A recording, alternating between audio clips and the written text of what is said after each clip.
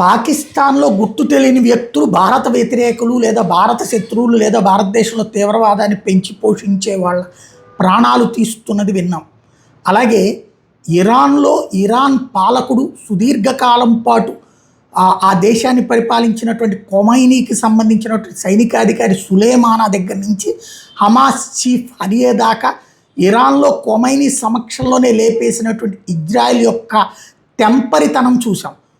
ఆ తెంపరితనానికి ఆశ్చర్యపోయినటువంటి ఖొమైనీ కుటుంబంతో సహా ప్రాణాలు కోల్పోవడం చూసాం.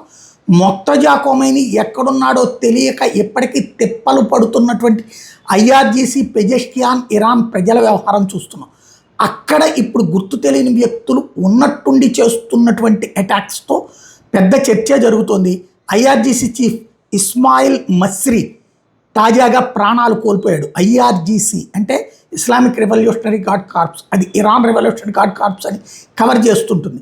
బట్ మతపరమైన సైన్యానికి చీఫ్ అయినటువంటి ఇస్మాయిల్ మస్రీని ఎయిర్ స్ట్రైక్స్లో లేపి పడేశారు. అమెరికన్ మిలిటరీనే ఈ ఘాతుకానికి పాల్పడిందా, ఇజ్రాయెల్కి సంబంధించిన మొసాద్ ఈ దారుణమైన అటాక్ చేసిందా తెలియదు. అయితే ఇస్మాయిల్ మస్రీ వాస్తవంగా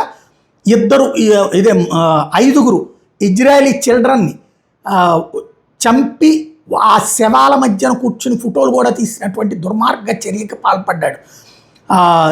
ఎస్పెషల్లీ ఇంటెలిజెన్స్ సోర్స్ ద్వారా సమాచారం అందుకున్నటువంటి ఇజ్రాయెల్ ఈయన ఏదో ఒక రోజు లేపేక తప్పదు అని అందరూ భావించారు. అదే ఇప్పుడు చేసి చూపించింది. ఇజ్రాయెల్ అమెరికా తెలియదు కానీ ఆయన ప్రాణాలు కోల్పోవడం మాత్రం నిజమైంది.